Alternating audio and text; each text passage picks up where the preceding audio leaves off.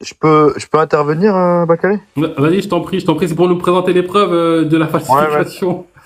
Ouais, j'ai le droit de Euh, parler que pour ça, j'ai compris, t'inquiète. non, non, tu peux parler d'autre chose, je te Non, montre non, t'inquiète. grand. Non, En non, gros. t'inquiète pas. T'inquiète pas. Non, en fait, alors, certains vont le voir comme une preuve, d'autres comme une croyance. Mais moi, je vois ça comme des éléments qui poussent à croire que c'est ce qui est le plus probable.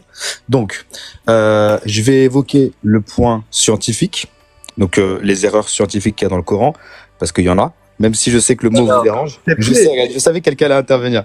Mais il faut juste s'efforcer d'écouter. Laissez, Il faut laissez juste exprimer, s'efforcer d'écouter. t'auras la parole. Ne me coupez pas, parce que tout ce que je vais vous dire va pas vous plaire, donc je vais pas réussir à terminer sinon. Donc scientifiquement, les erreurs, il y a des sources présentes, parce que je vous rappelle juste que le premier livre qui a été, enfin les premières sources textuelles qui ont été écrites, et ben vous le savez peut-être pas, mais c'est des sources, et c'est le Kitab Sulaym ibn Qais. C'est très important. Allez taper sur internet, vous verrez. C'est la source islamique la plus ancienne, qui a été écrite même avant les sources sunnites. Donc la première source textuelle parlait de falsification du Coran.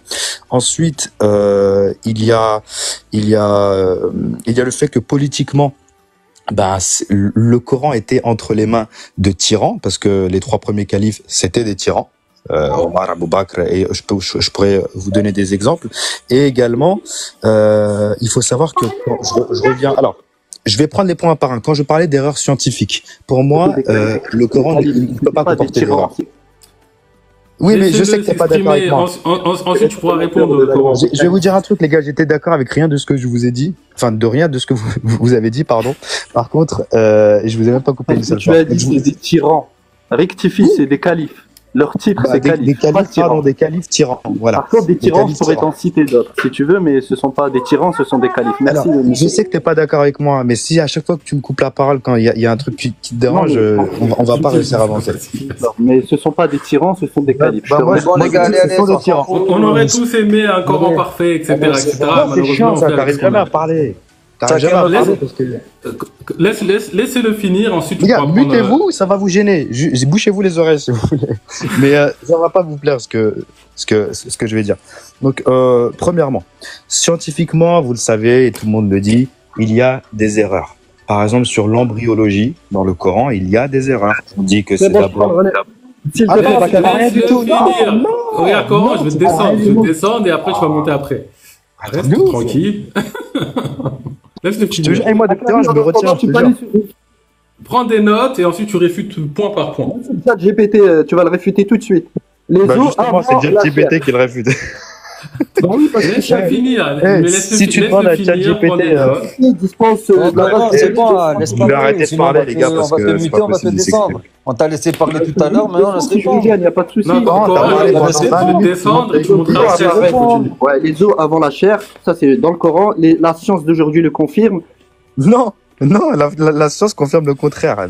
Bon, on a deux sciences différentes et avec deux processus différents. Ah, t'as peur de quoi? Ne pas laisser parler. T'as vu, t'as peur, laisse-le parler. Une fois qu'il est comme un adulte, une fois qu'il a fini, tu notes et tu réponds à ça. C'est comme ça qu'on débat, c'est pas en coupant la parole. Et je sais, regarde, je vous invite tous à aller vérifier si les os arrivent avant la chair. Vérifiez, s'il vous plaît. Vas-y, tu parleras à la fin. Tu prendras un par un, tu répondras. Non, mais ça, c'est une bonne chose qu'il a évoqué, comme ça tout le monde sera Vous pouvez me laisser parler Coran juste 2 secondes. Excuse-moi, je te laisse parler. Ouais, d'accord. Coran, juste un truc. Ce que je vais dire, gars, je l'ai dit à l'avance pour pas qu'on coupe la parole. Tu vas pas être d'accord avec ce que je dis parce que tu crois que le Coran ne peut pas se couper d'ailleurs. Tu crois tellement que ton pseudo s'appelle Coran, donc tu peux pas laisser passer mes paroles. Laisse-le finir, t'auras la parole après. Laisse-le finir, sinon je vais te descendre. Coran, regarde, moi aussi, je crois au Coran. Je vais te dire quelque chose. Je crois au Coran dur comme fer. Sauf que je crois au Qur'ani natik. Et toi, tu es basé uniquement sur le Sahamite. Pour moi, les deux se complètent. Les deux se complètent parce qu'il y a une épreuve qui est donnée aux êtres humains. C'est le discernement. C'est celle de Dieu a dit lui-même, je voulais être connu. C'est pour ça que ma lumière. Pardon? C'est à Moïse à qui les discernements a été donné, c'est pas à nous. C'est à tout le monde, c'est à toi, c'est à moi, c'est à tout le monde. Volodya, essaie de donner les preuves. Là où je veux, c'est chiant. Va où tu veux, Et Coran, si tu coupes la parole, la vérité, on va te descendre et tu remonteras après. Voilà. C'est moi qui ai descendu.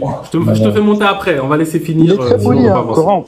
Moi, j'ai rien à dire sur toi. T'es très poli. C'est juste que j'aimerais parler parce que sinon, jusqu'à minuit, on est bloqué. Donc voilà, il y a des erreurs scientifiques. Je vous invite, comme il l'a dit, à aller les voir. Tapez juste embryologie, par exemple, dans le Coran. Alors, n'allez pas sur des sources sunnites, bien sûr. Allez sur des sources scientifiques, parce que la science contredit les choses. Et vous verrez que, par exemple, il y a écrit dans le Coran que c'est d'abord l'os qui prend la forme et qu'ensuite la chair vient la recouvrir. Parce que à l'époque, à cette période, les gens avaient certaines connaissannes scientifiques, mais qui étaient incomplètes. Donc ça montre bien que ce sont des êtres humains qui ont mis leurs idées là-dedans. Après, qui, comment, on ne pourra jamais exactement savoir comment, parce qu'on n'y était pas. Mais voilà, ce sont des êtres humains qui ont mis leurs connaissances personnelles dans le livre. Et donc, je reviens juste sur cette histoire d'os et de chair. Donc non, c'est d'abord la chair qui est créée, et quelques semaines après, c'est l'os qui prend le dessus, et ça, on peut l'observer. On peut l'observer avec des processus de chirurgie, avec des échographies, avec des radios. Voilà, donc tu vois, déjà là, il y a une erreur. Je vais pas toutes les citer, sinon je vais être très long, mais il y a énormément d'erreurs scientifiques de ce type-là. Comme par exemple le lait qui viendrait des excréments de la vache. Non, le lait, le cycle de lactation montre bien qu'il n'y a pas de contact avec les excréments de la vache. C'est ce qui est pourtant écrit dans le Coran. Bref, je m'arrête sur les erreurs scientifiques. Ensuite, il y a autre chose. Je parlais tout à l'heure de miracles. Beaucoup parlent de miracles dans le Coran. Certainement qu'il y en a, mais franchement, il y a des choses... qu'est-ce qui est un miracle ? Qu'est-ce qui est un miracle ? Est-ce que c'est le fait que le miel est bon pour la santé ? Je suis désolé, on le savait déjà à l'époque. Les Égyptiens, il y a bien plus longtemps, en consommaient même pour se soigner. Qu'est-ce qu'il y a d'autre comme miracle ? Que la Lune a été fendue en deux ? Il n'y a aucune preuve. C'est impossible. À l'époque, c'était les Chinois qui étaient les plus forts en astronomie. Et dans aucun de leurs textes, on ne voit ça. Donc c'est purement soit allégorique, soit métaphorique, soit mythologique. Mais non, scientifiquement parlant, la Lune ne s'est jamais fendue en deux. Ensuite, qu'est-ce qu'on nous apporte comme miracle ? Un autre miracle, les mers qui ne se séparent pas. Et là, on nous montre quelquefois des mers d'eau douce et d'eau salée qui ont une sorte de barrière. Ça, c'est des phénomènes qu'on connaissait déjà en fait. Les marins de l'époque, les navigateurs de l'époque en parlaient déjà. Il y a des récits, par exemple dans la mer Noire, qui étaient bien avant l'Hégire, qui en parlaient déjà. Donc je suis désolé, c'est pas une nouvelle connaissance qu'on nous a apportée. Les êtres humains, ça le savaient déjà. Bref, je vais m'arrêter sur les miracles. Donc souvent on nous répond le corps n'a pas été falsifié parce que il y a des miracles. Donc là je viens de vous montrer les miracles qui ne sont pas réellement des miracles. Et le miracle 19 là, alors tu l'as résolu ou pas? Ça je connais pas, c'est quoi? Là on a parlé, je maîtrise pas, on en a parlé la semaine dernière, mais je maîtrise pas. Continue, ce sera intéressant. Ce sera intéressant. Donc après on va nous parler de numérologie, etc. Ça, c'est complètement du concordisme, mais on peut faire ça à n'importe quel livre du monde, de Shakespeare à Harry Potter, aux Fables de La Fontaine. Si aujourd'hui je m'amuse et je mets tout ça dans un logiciel à ChatGPT, je lui demande de me trouver des cohérences numériques, il va me les trouver. Je lui fais dire vraiment ce que je veux. C'est très facile, c'est des mathématiques. Et d'ailleurs, ça s'appelle le hurufisme. C'est une science qui a été inventée vers le 17-18e siècle, celle-ci, qui est très intéressante d'ailleurs, parce qu'à la base, c'était des soufis, ces gens-là. Après, qu'est-ce qu'il y a d'autre? Bref, ça c'était les miracles. Ensuite, je voulais juste revenir sur le corpus ancien, le corpus textuel ancien islamique. Moi, là, tout de suite, je peux vous trouver 100 hadiths qui disent que le Coran a été falsifié. Et ça, qui d'accord, c'est des hadiths chiites, hein, on est d'accord. Oui, pardon, ce sont des hadiths chiites. C'est important de le souligner quand même pour oui, les sunnites. Pour eux, c'est... T'as raison. Quand t'as choisi ton camp, les autres sources, ça c'est zéro. Hein. Oui, mais c'est pas grave. C'est pas mon cas à moi, mais pour un sunnite, les sources, c'est zéro, tu vois. T'as raison, mais quand même, c'est important de le souligner parce que ces personnes-là, elles existent. Qui elles sont, ces personnes-là? Qui a dit ça? C'est Ali qui l'a dit. C'est Ali qui l'a dit. C'est le fils de Ali qui l'a dit. C'est le petit-fils de Ali qui l'a dit. Et donc, je vous rappelle que tous les enfants de Ali sont aussi les petits-enfants du prophète. Hein. C'est pas n'importe qui. Jusqu'au 11e imam, ils le disent tous. Et ils le disent rapporté dans la El-Kafi de Koulani, dans le livre de Qummi. Et ce sont des sources très, très, très, très sérieuses et respectées. Ça demande les textes. Il y a que les textes. Ok, bah ok. Volodef, Je les ai envoyés, remonter dans la conversation. Il a raison, Bakary, tu sais, dans les yeux d'un sunnite, je sais même pas si c'est pire un apostat ou un chiite. Hein.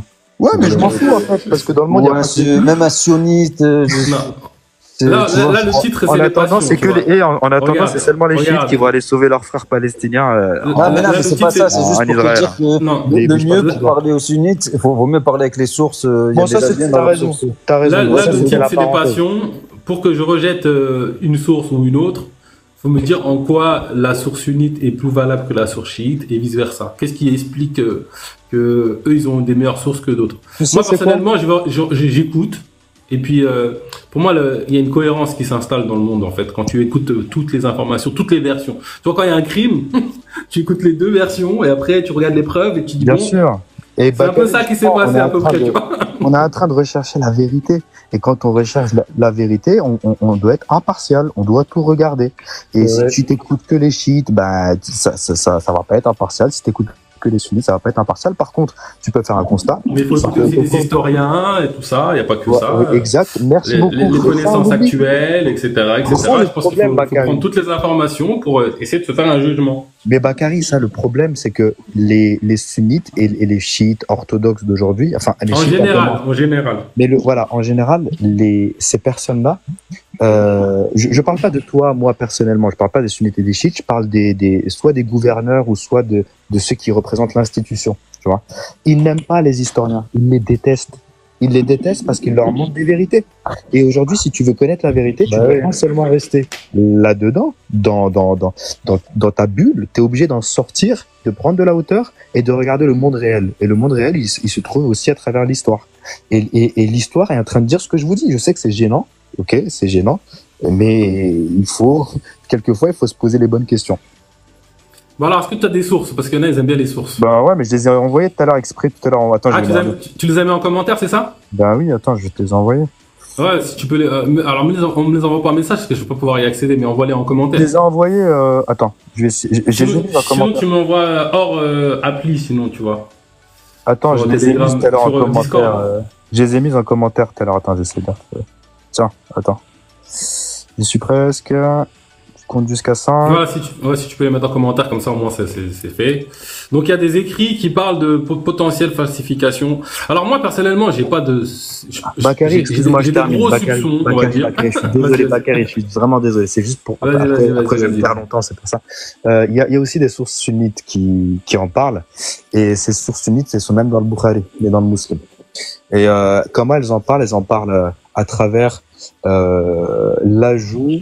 Non, pardon, à travers la perte de 2 versets mangés par une chèvre de la part de... je pense que j'ai la référence. Hein. Et c'est Omar... Non, je sais plus c'était qui. C'est Omar ou Abou Bakr, je sais plus. Bref. C'est perdre une partie du texte et c'est Omar. égal à la falsification. Alors, j'ai la référence, j'ai Al-Bukhari 6830 et Muslim. Ouais, mais regarde, ce que tu viens de dire, Sadek. 1691.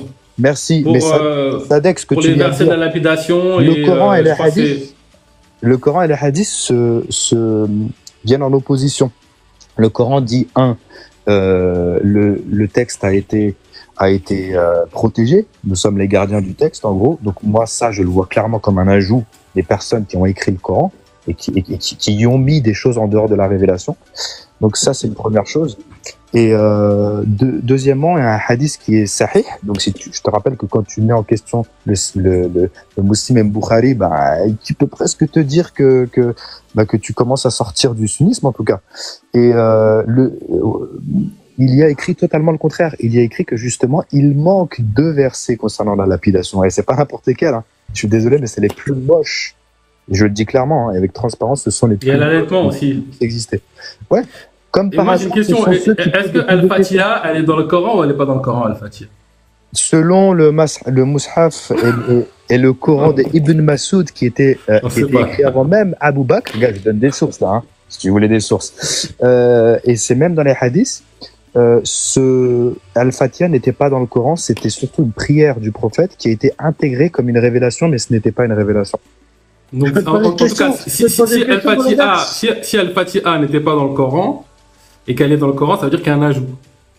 Ok, je peux te poser une question. Et si on dit qu'elle n'était pas dans le Coran, les personnes qui ont décidé de l'enlever du Coran par les écrits ont retiré un truc du Coran. Donc ça veut dire que c'est pas impossible, tu vois. Enfin bref. Pourquoi tous les autres livres auraient été falsifiés et pas celui-là? Je comprends pas en fait. Je vais refaire monter le Coran. Et je vais faire monter aussi une autre personne. Moi, personnellement, je me dis peut-être que la falsification, elle est que sur le sens. Parce que pour moi, détourner le sens d'un écrit, c'est une falsification. Vous pouvez dire tout ce que vous voulez. Et ça, c'est inévitable que c'est présent parce que deux humains différents vont me traduire le Coran de deux façons différentes. Laquelle est la part entre les deux, comment savoir? Bakary, il a dit que par rapport à la sourate Fatiha, est-ce qu'elle a été ajoutée après ou pas? Et en fait, je vais t'expliquer, dans la sourate 15, verset 87, donc c'est pas la sourate Fatiha, ça n'a rien à voir. Déjà, Allah, dans ce verset-là, dans la sourate 15, verset 87, Allah, il parle de la sourate Fatiha comme quoi il l'a donné à ce moment-là à Mohammed. Nous t'avons certes donné les 7 répétés. Les 7 répétés, ce sont les 7 de la sourate Fatiha.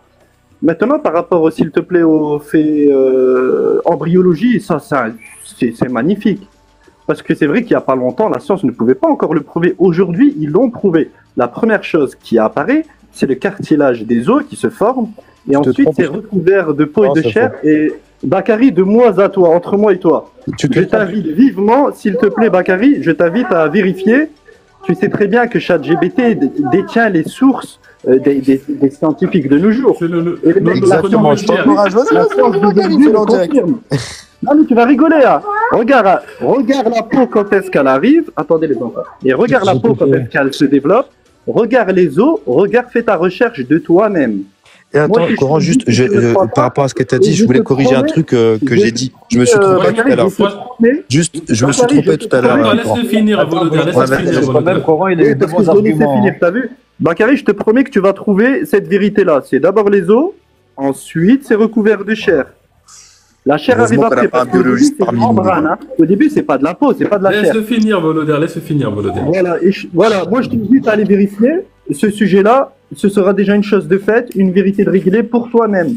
Ensuite, pour ceux qui ne croient pas, c'est pas un problème, parce que nous, on fait le rappel aux gens qui croient.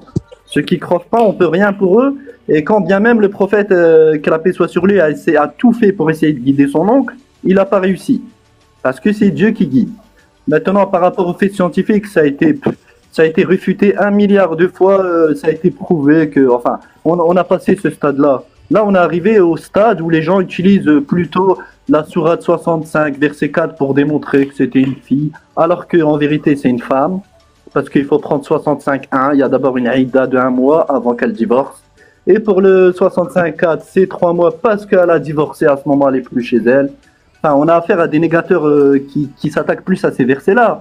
J'ai une question. La Sunna, elle est dans le Coran, la Sunna, c'est Sourate 17, verset 77, c'est la Sunna des prophètes. Comment j'ai une question à te poser?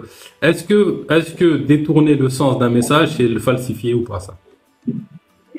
Ça dépend. Quel est le message? De qui provient-il? Si jamais toi tu fais une lettre et que moi je détourne le sens de ta lettre, est-ce que j'ai falsifié ton message ou pas? Oui, par exemple, si moi je te donne une lettre et je te demande de la donner à quelqu'un et que tu as changé des mots à l'intérieur, effectivement, on peut appeler ça falsifié, bien sûr. Est-ce que ça a eu lieu avec le Coran? Ah, pas du tout.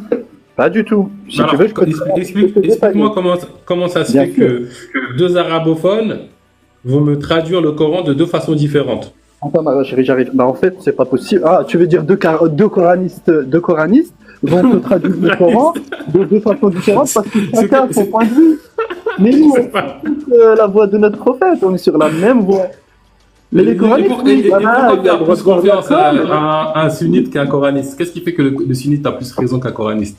D'accord, très bien, parce qu'un coraniste, malheureusement, va faire sa propre interprétation selon le verset sans exégèse. Il ne sait pas pourquoi il est descendu, pour quelle raison. Un coraniste refuse de se prosterner, alors que le Coran nous dit que les croyants, c'est ceux qui se prosternent, qu'ils ont une trace sur le front à force de se prosterner. Le Coran nous dit qu'il faut s'orienter notre prière vers la Mecque. Il refuse de s'orienter vers la Mecque.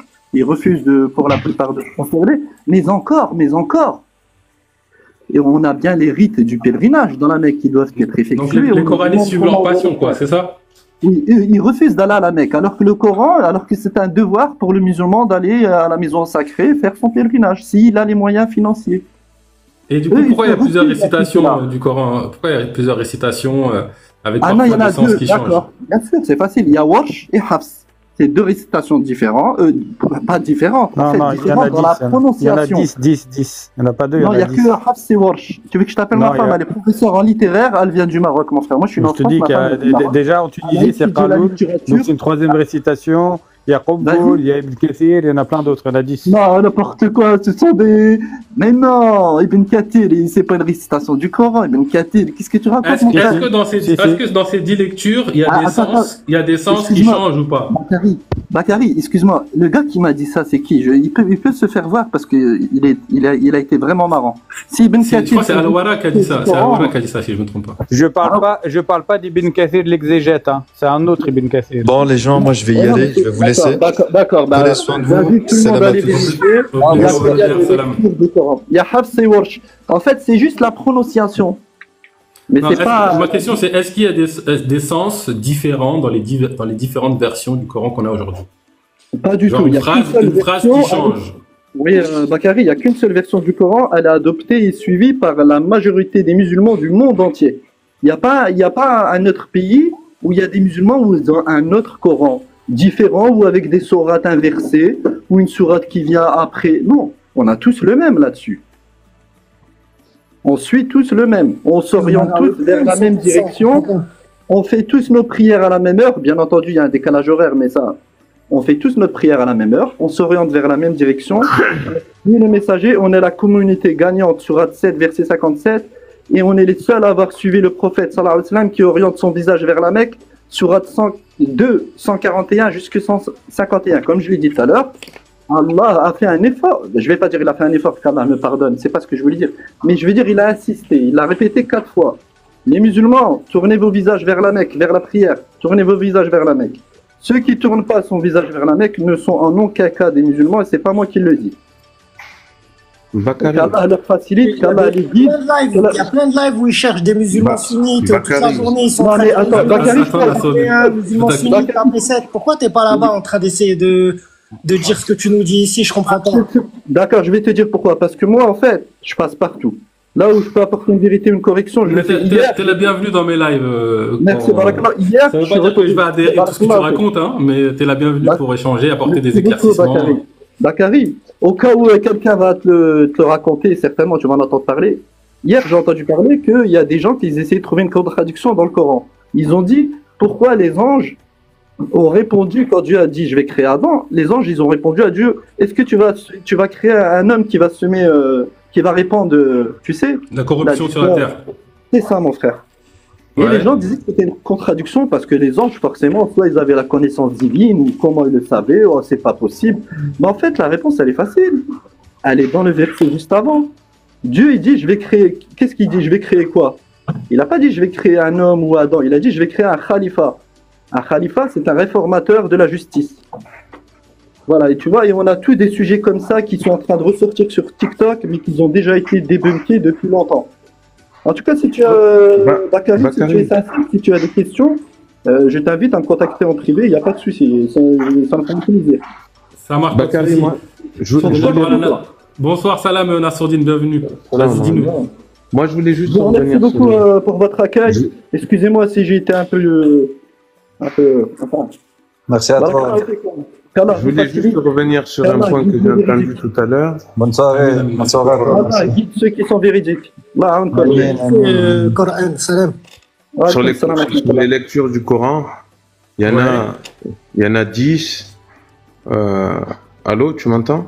Ouais, je t'entends, donc 10 lectures. Donc toi, tu confirmes qu'il y a bien 10 lectures? Ouais, il y a 10 lectures. Et après, on est sur des prononciations qui peuvent sensiblement différer, mais qui n'altèrent pas le sens. Donc c'est pas... Pour toi, le sens est préservé dans 100% des cas. Moi, j'ai pas les éléments là. C'est pas vrai, c'est pas vrai. Je vais dire...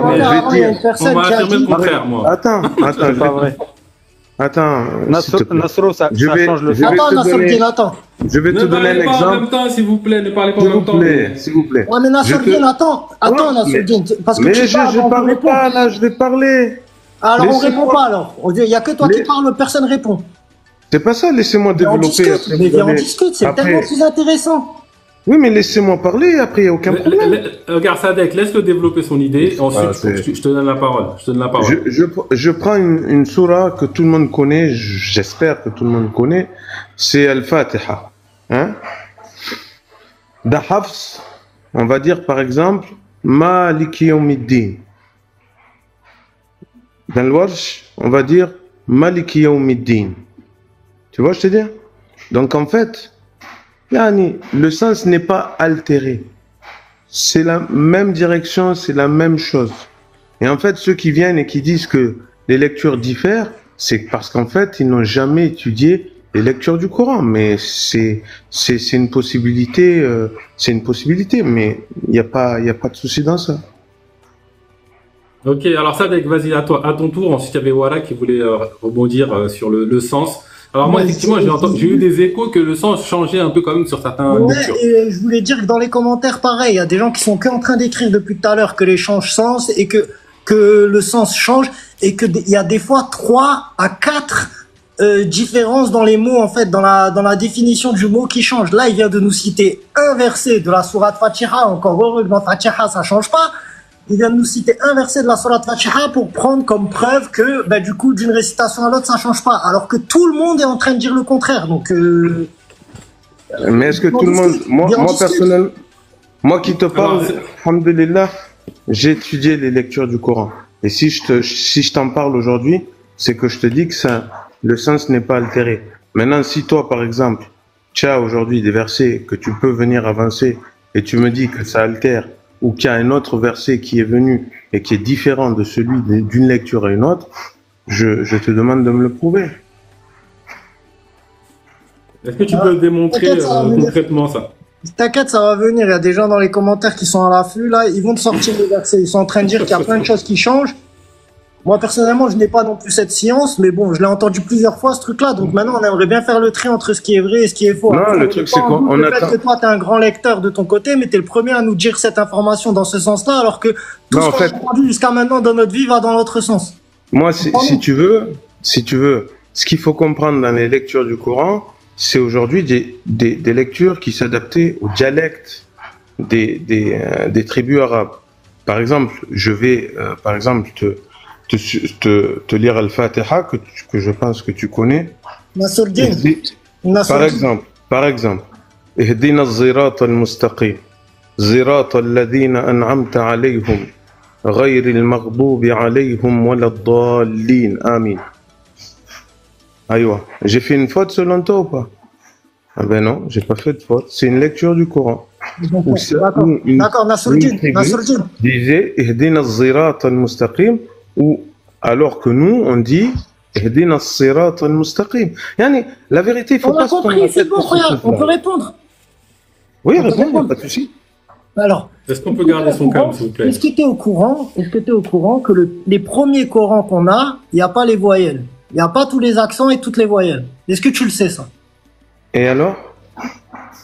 Donc, si pour toi, il y a plusieurs récitations, mais que le sens ne change pas, que le sens ne change pas, alors qu'en fait, le vrai premier Coran qu'on a, nous, dans notre vie, à nous, objectivement, c'est un Coran dans lequel il n'y a pas de voyelles, et on peut y mettre les voyelles qu'on veut, au final, et faire changer tous les sens de tous les mots comme on veut.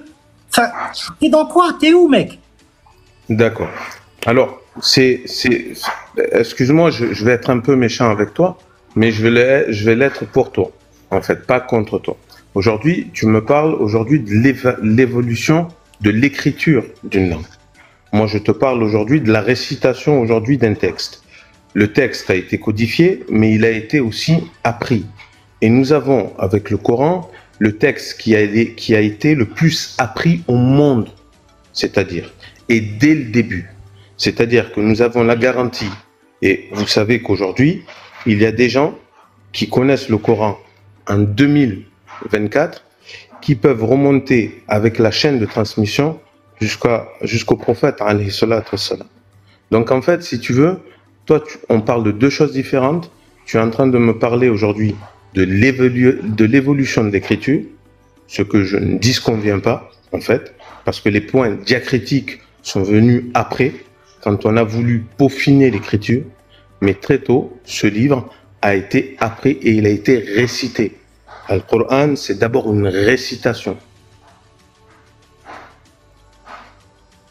Ok. Je ne sais pas si Al-Warraq veut rebondir sur le sens, s'il a des éléments ou pas, je ne sais pas. Par exemple, lui donner un exemple où non seulement le sens change, mais c'est carrément une contradiction.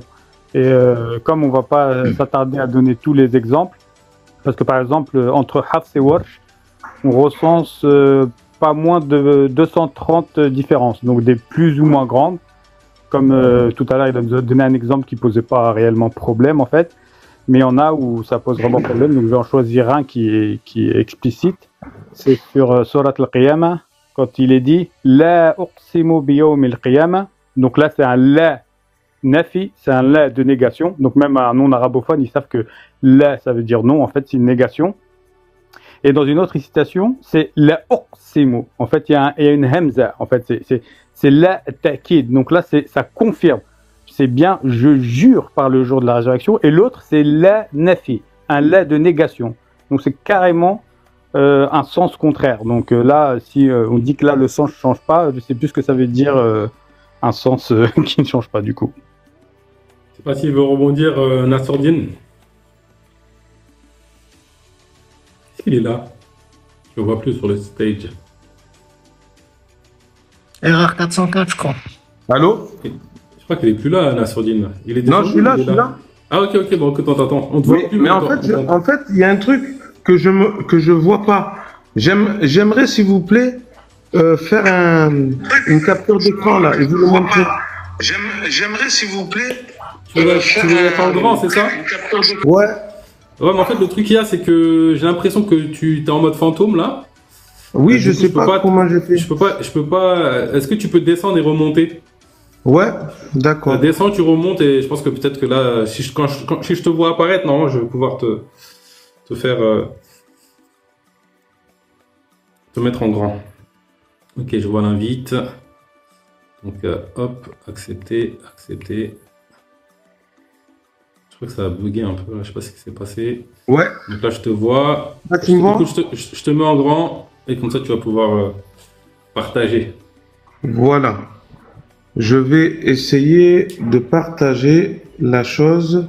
Excusez-moi. Alors, le monsieur, il a dit que dans le Warsh, le la, c'était un la mutakid. Vous voyez, ceux qui connaissent l'arabe, là, ici, là, ici. On voit pas ton écran. Hein. Attendez. Ouais. Alors, je vois ta photo pour l'instant. Est-ce que tu vois mon écran, là? Non, je ne vois pas ton écran. Là. Là, c'est bon. Là, on voit ton écran. Alors, je vais lire. Bismillahirrahmanirrahim. La uqsimu biyawmil qiyamah.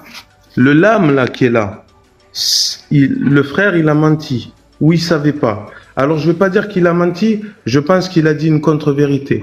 Et cette contre-vérité, aujourd'hui, est un argument, non pas pour lui, mais un argument contre lui. Donc, en fait, quand on avance des choses, et c'est pour ça qu'en fait, sur TikTok, c'est très bien. Moi, j'aime beaucoup TikTok, mais des fois, vous avez des gens qui avancent des choses, et vous voyez, c'est un mushaf, Sharif, il est là,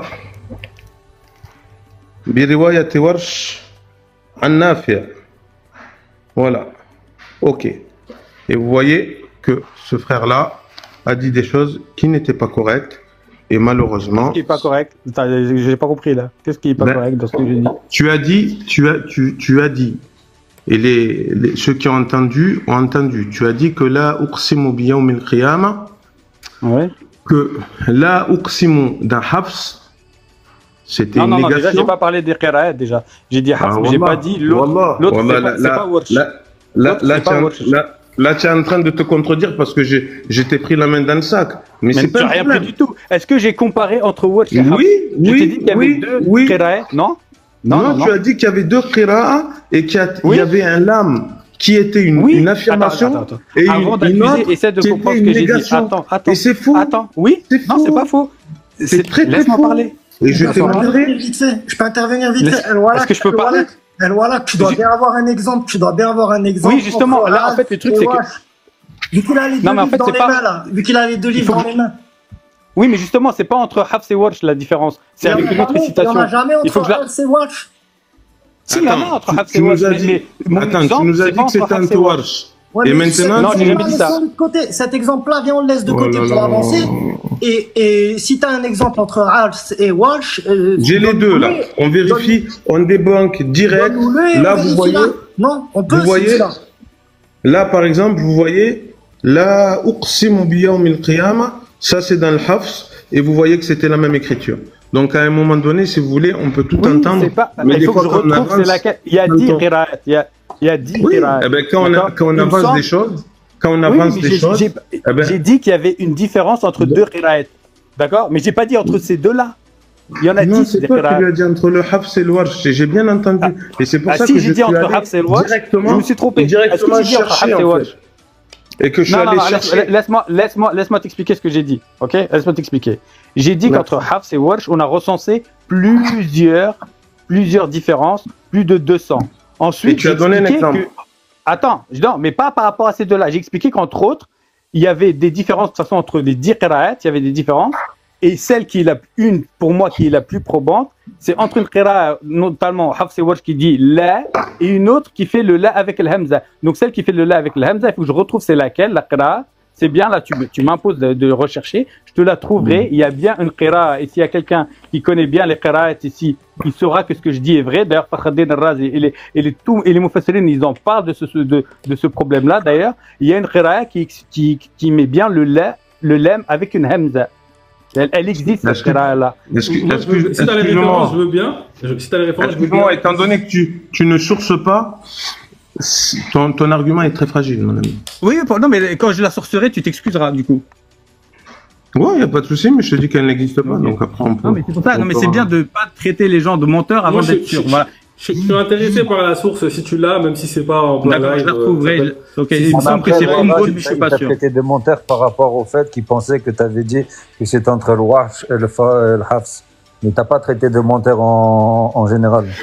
D'accord, il n'y a pas de souci. Mais même si j'avais dit entre Hafs et Warsh, on peut se tromper et c'est pas forcément un mensonge. Il a dit c'est soit un mensonge, soit il t'a dit c'est soit tu mens, soit tu ignores. Voilà.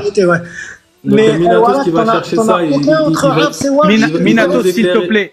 Ouais, s'il te plaît, Minatos, il est musulman. Il est musulman sunnite, Minatos. Donc, s'il te plaît, Minatos, regarde et tu musulman sunnite, non, non, mais attendez, les amis, moi je suis musulman sunnite et il n'y a aucun problème. Hein. Non, mais je taquine.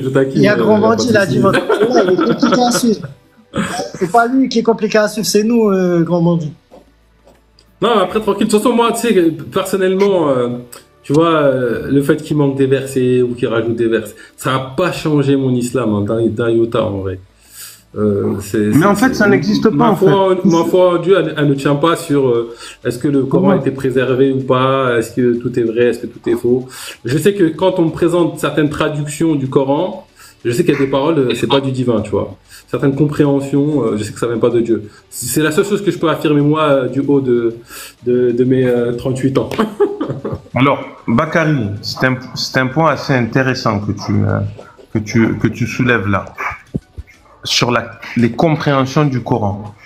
Aujourd'hui, nombre de musulmans vont sacraliser la tentative d'interprétation, parce que tu vois, c'est aujourd'hui une tentative d'interprétation de la parole divine.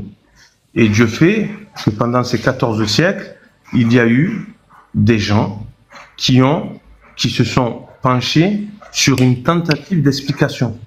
Mais cette tentative d'explication, elle n'est pas elle n'est pas absolue, et deux, elle est progressive, c'est-à-dire que il y a encore énormément de choses que nous devrions sortir du texte. Tabari ou Ibn Kathir ou Al-Razi ou Al-Baghawi ou tous ceux qui ont tenté, Ibn Ashur par exemple, pour parler d'un interprète d'un interprète du Coran contemporain, ne sont pas l'alpha et l'oméga de la compréhension de la parole de Dieu. Voilà, c'est pas possible en fait. Cette parole-là, elle sera interprétable et interprétée ila qiyam as-sa'a, jusqu'au dernier jour en fait. Ok, bah, merci en tout cas pour le partage. Moi en tout cas, franchement, je suis pas arabophone, j'ai pas prétention à traduire le Coran, même si aujourd'hui je suis muni d'un dictionnaire de Kazimierski où je regarde les racines de certains versets, j'essaie de faire des traductions, mais là je le fais vraiment plus pour moi et pour ma culture. En général, je fais confiance à des arabophones, j'ai des proches arabophones pour essayer de traduire certains versets, parce que moi tout seul j'ai pas les armes. Mais c'est vrai qu'aujourd'hui, le sens qu'on me présente de certains trucs, voilà. Après, peut-être que le problème il vient que de là. Est-ce que tu peux être précis, par exemple? Est-ce que je peux être précis? Bah, je sais pas. Déjà, le rapport que Dieu a avec les homosexuels, déjà pour moi, c'est pas divin. Ce qu'on me présente aujourd'hui. Il y en a qui me disent oui, il y a des versets, etc. Pour moi, c'est pas divin. Ce serait une injustice. Le rapport qu'il y a entre l'homme et la femme, où l'homme a des autorisations que la femme n'a pas, entre guillemets. Non pas que je suis contre la différence de traitement. Pour moi, l'équité, ça veut dire avoir un traitement en rapport avec ce qu'on est. Mais pour moi, c'est pas justifié. Tu vois, par exemple, que l'homme puisse frapper sa femme, c'est pas justifié. Il y a rien qui justifie ça. Au niveau de l'éthique et de la justice, ce serait contradictoire avec l'injonction de justice que je trouve dans le Coran. Ça peut être aussi par rapport au jugement, la capacité de jugement d'un homme et d'une femme. Ça peut être aussi en rapport, je sais pas, au traitement des esclaves, etc. Donc il y a des trucs, je sais que c'est pas divin, même si. Alors peut-être que c'est la traduction qui est pas bonne, et donc c'est là où moi je veux parler de falsification, tu vois. Alors je j'irai pas jusqu'à falsification, mais je pense que la question qu'il faut que tu te poses, qui est subsidiaire à ta réflexion, c'est qu'est-ce qui fait aujourd'hui du Coran qui fait partie de l'époque et qu'est-ce qui fait partie de l'universel, tu vois? Parce que quand on lit le texte, c'est un texte, tu vois. J'ai remarqué ça par contre, cette différence. C'est une parole, et toute parole a d'abord une dynamique interne à la société dans laquelle elle émerge, tu vois. Ça c'est une dynamique, et une autre dynamique qui est une dynamique qui aujourd'hui parle à l'universel. Pour parler par exemple de l'esclavage, aucun texte, dans aucune religion, n'a abordé la question de l'esclavage comme l'islam l'a fait. Dès les premiers versets, il y a eu une injonction de libérer les esclaves. D'accord? Alors, il y en a, tout en sachant que ce n'est pas l'islam qui a inventé le système, et ce n'est pas l'islam qui est l'alpha et l'oméga de l'esclavage dans le monde. Mais nous avons un texte, le Coran, qui a posé les bases sur aujourd'hui une égalité humaine, non pas basée sur des éléments matériels, mais sur des éléments spirituels, c'est-à-dire la bonté, la foi, et qui a aujourd'hui exhorté la société d'abord du prophète et toutes les sociétés qui suivront à libérer les esclaves. Est-ce que les musulmans se sont conformés à cette dynamique, à cet esprit? On peut en discuter. Et je pense que toi et moi, nous serons extrêmement critiques envers certaines explications. Je peux te répondre. Moi, c'est parce que c'est un sujet qui m'a toujours intrigué. Ouais. Je ne peux pas te dire qu'il y a des paroles qui viennent dire de libérer des esclaves, que ça vient de la même personne qui te dit que tu peux avoir des rapports sexuels avec ton esclave. Alors, les mots ont un sens. Et je pense que c'est ça quand je dis que quand il faut lire le texte, on ne peut pas lire le texte sans aujourd'hui se détacher du contexte. Quand on dit que la plupart des musulmans comprennent ceci. Que Dieu des rapports sexuels. Oui, les mots ont un sens. C'est-à-dire que pour eux, c'est Dieu qui a dit ça, tu vois. Non, mais je suis tout à fait d'accord avec. Mais Dieu est précis, donc il y a pas. Non, c'est juste pour valider quoi. On traduit de manière dans toutes les traductions, raqaba d'esclave et ma milk al-yamin, esclave. Tu vois? Alors que c'est deux choses qui sont différentes en fait dans la société du prophète et qu'il fallait comprendre en fait les choses dans la société du prophète. Est-ce qu'une milk al-yamin, hein? Est-ce qu'une femme pouvait avoir une milk al-yamin? C'est quoi? Tu peux me dire la différence de ces deux choses? Ouais, faut que tu nous expliques parce que là, tu nous perds un peu. Ah, excusez-moi. Ouais. Du coup, c'est quoi? Il y a deux différences. Alors, du coup, est-ce que tu es en train de nous dire qu'en vrai, c'est pas ce que dit Dieu, ou est-ce que tu nous contextualises ce que dit Dieu selon toi? Non, c'est pas ça. C'est que le problème, c'est d'essayer de voir le Coran avec tout notre passif, tout le passé que l'on a. Parce que nous, quand on dit esclave, on dit traite négrière. On dit aujourd'hui tout ce qui en suit. Quand je dis esclave, je parle d'une personne qui en possède une autre, c'est tout. Pareil. Oui, mais ouais, après, moi, je suis d'accord qu'on peut ajouter des nuances quand même. Moi, je suis quand même d'accord avec ça. Est-ce que Dieu permet à un homme de posséder un autre homme? Milk al-yamin, dans la société du prophète. Quelle est ta définition? Milk al-yamin, dans la société du prophète, c'était des femmes, parce on parle de ces femmes-là, qui n'avaient pas le statut de femme officielle, mais qui étaient des femmes qui n'avaient pas ce statut-là. Et donc Dieu dit, c'est des amantes, c'est des maîtresses? Je sais pas. C'est une question. Non, c'est pas des maîtresses, parce qu'en fait, c'est une autre société qui fonctionne avec ces femmes. Les données, on les appelle. C'est là où le musulman. C'est là où le musulman doit faire preuve. Non, mais sérieux, c'est un manque de langage. C'est intéressant. On entraîne tous les principes là. On entraîne tous les principes de la rationalité pour faire aller ça Dex, même si tu penses ça, c'est bien d'avoir un son de cloche différent. Laisse-le s'exprimer, d'avoir son avis. Voilà, laisse-le finir et après tu pourras juger ce qu'il a dit. On t'écoute, Nassourdine. On convient aujourd'hui qu'une esclave, lorsqu'on marie une esclave, on ne demande pas l'autorisation de ses parents. Alors on convient, bon, je ne sais pas si on convient. Comment tu veux... on demande l'autorisation de l'esclave à la limite. Ouais, mais on ne demande pas l'autorisation des parents.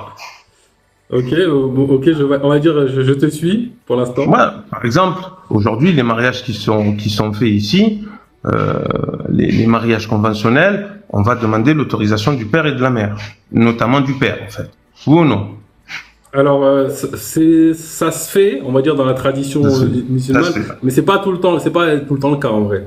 Mais ça se fait. Oui, en général, ça se fait.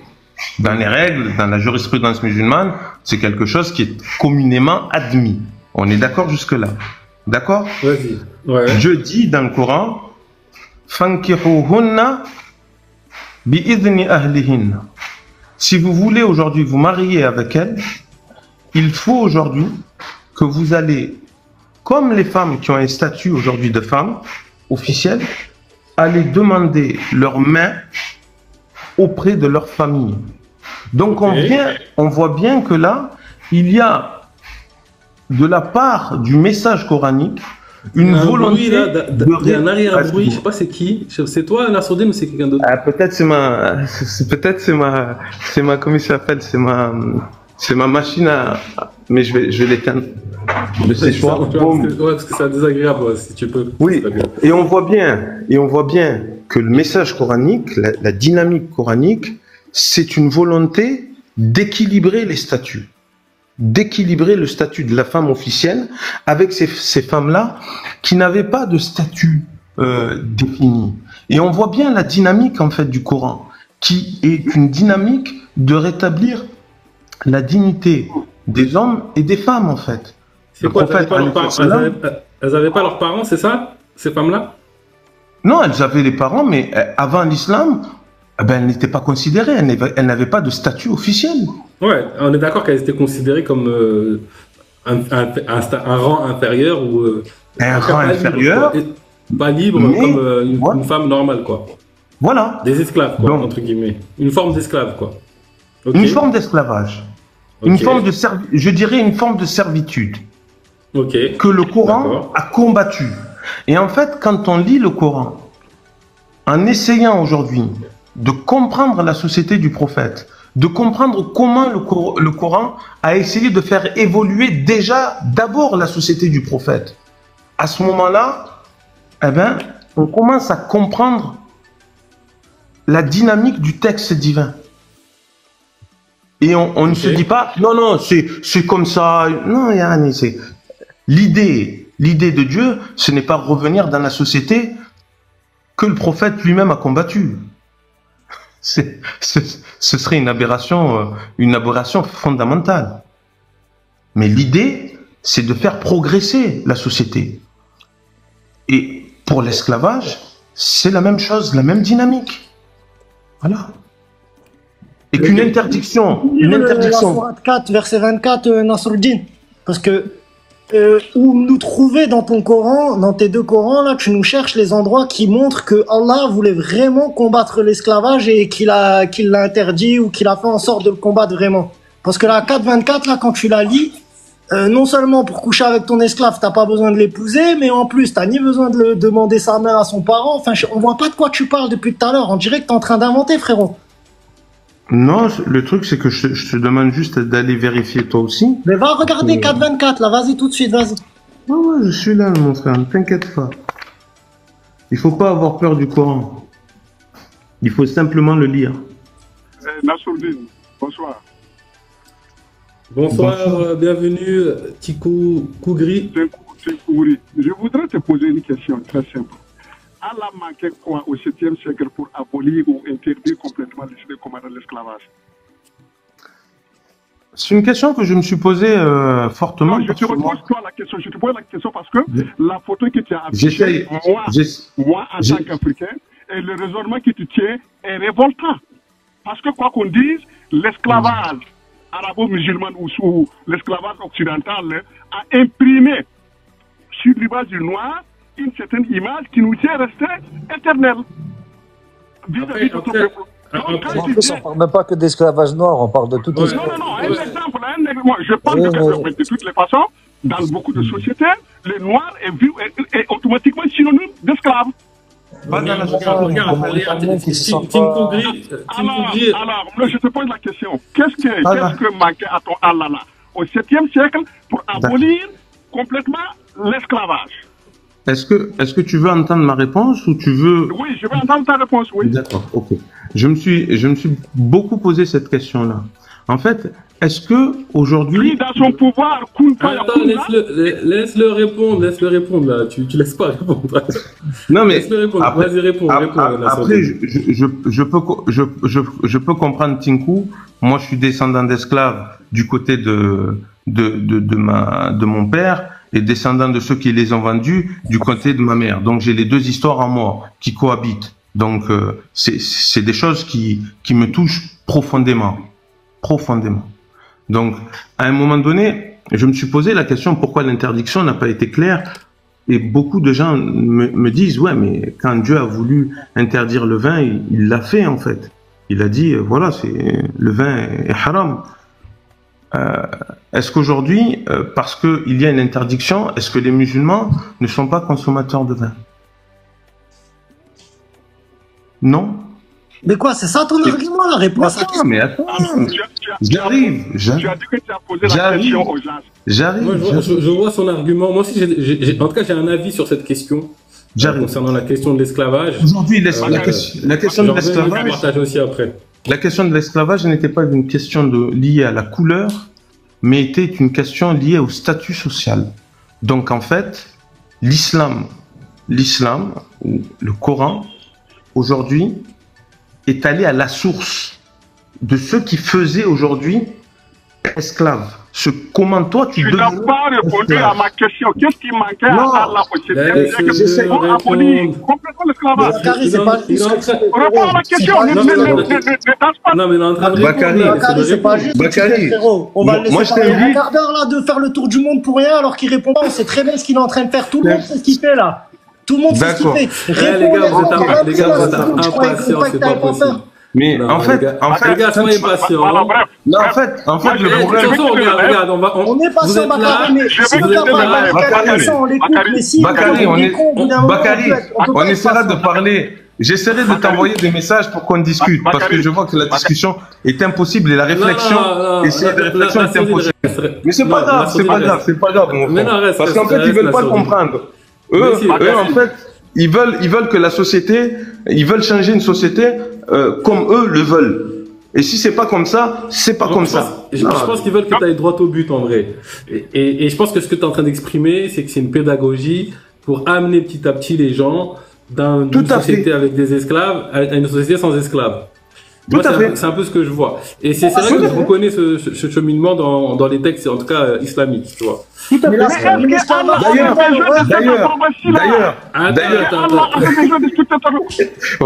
voilà mon frère. J'ai dit que c'est une question qui c'est une question qui est sensible. Mais en fait, toi tu penses, mon frère, que tu me poses cette question et que je suis insensible à la question. Mais je pense que tu te trompes quand tu me dis ça. Et deuxièmement, Bakary, en fait, si tu veux, si on avait compris, ou si les musulmans avaient compris la dynamique, je pense que l'empire musulman n'aurait pas fait tous ces ravages avec l'esclavage, parce que c'était contre le message divin. Et la question, aujourd'hui, quand on pense à l'esclavage, on parle aussi de couleur. Or, aujourd'hui, on a des textes qui prouvent, et qui sont là, qui prouvent des origines africaines. Sors-moi un texte islamique qui condamne l'esclavage. Sors-moi un texte islamique, une source islamique. Il ne faut pas envoyer les gens balader. Je t'ai posé une question. Sors-moi une source islamique, que ce soit dans le Coran ou dans la Sunna, qui interdit ou qui proscrit l'esclavage.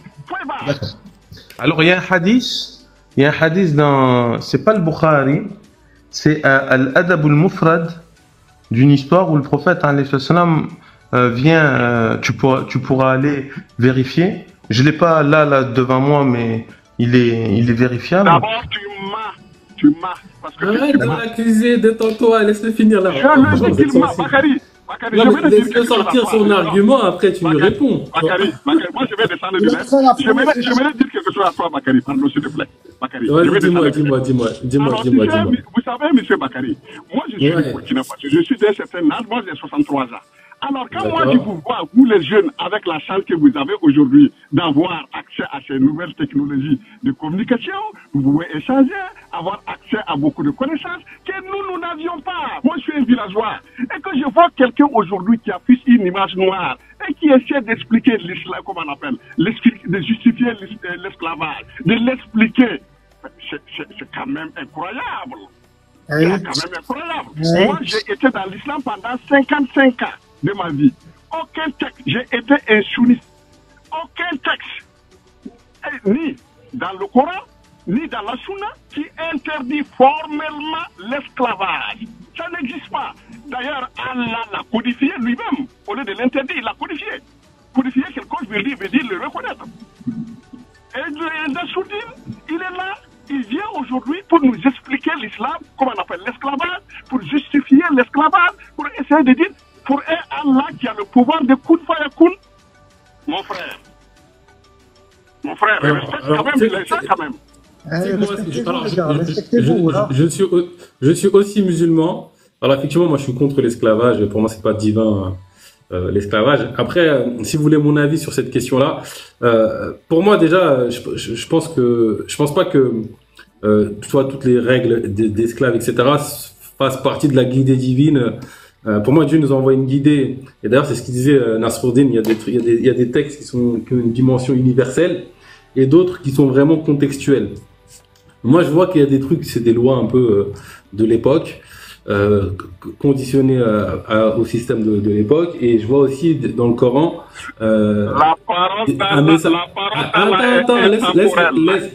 laisse répondre. Non, laisse finir. Après, moi, je suis pas. T'as vu? C'est un manque de respect parce qu'il pensait que c'était moi et moi, il pouvait me couper. Ça, c'est pas gentil. Oui, mais toi, tu me révoltes. Oui, tu m'as révolté, mon frère. Eh ben, au moins, je suis ton frère. C'est une bonne base. Non, tu n'es pas mon frère. Puisque je ne suis plus musulman, tu n'es plus mon frère. À part comment que j'ai quitté l'islam, je suis devenu un kafir.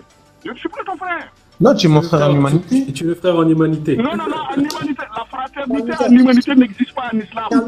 Non, c'est faux déjà.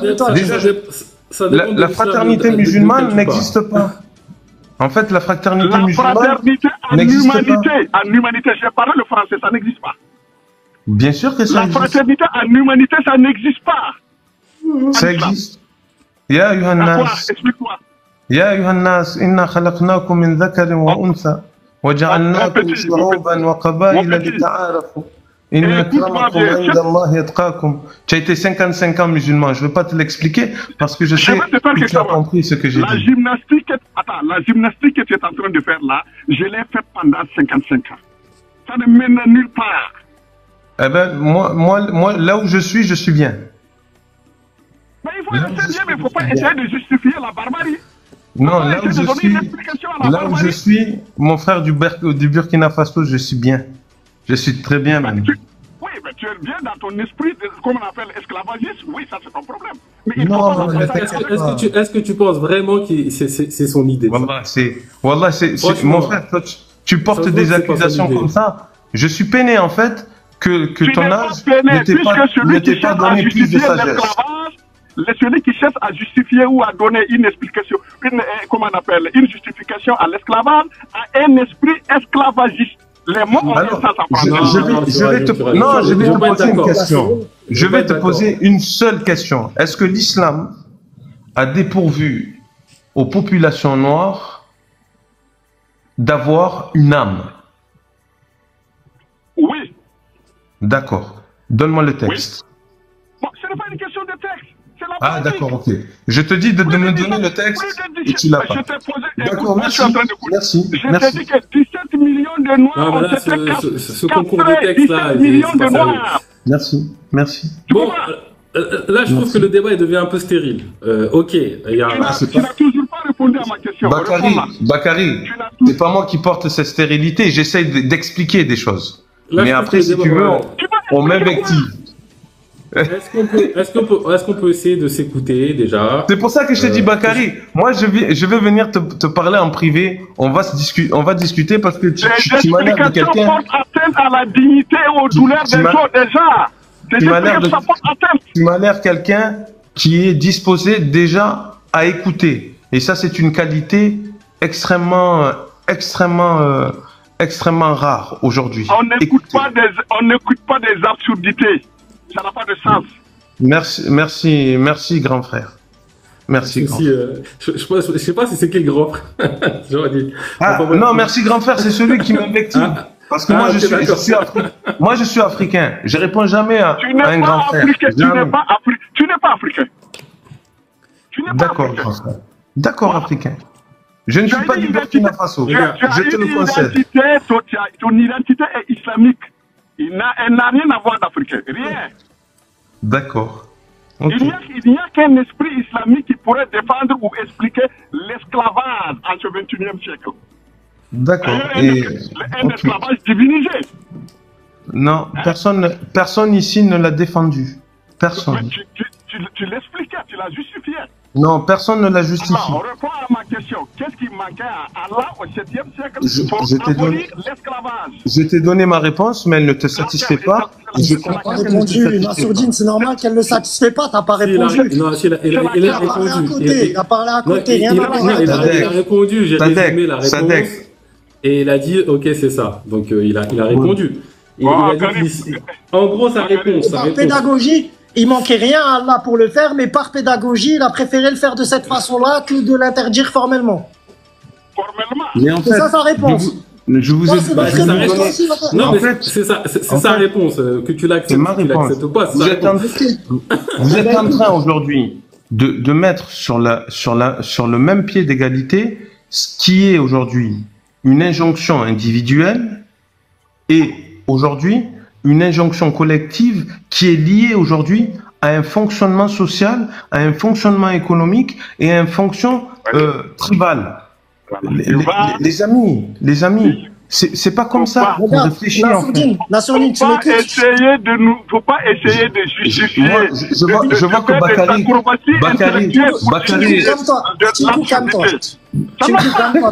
tranquille, cool. Moi, sur cette question, j'ai mon avis sur cette question de l'esclavage. On est du même avis, je pense, Bakary. Mais attends. Je peux partager aussi. Bah vas-y alors. Après mon avis, je pense que mon avis il est un peu plus nuancé.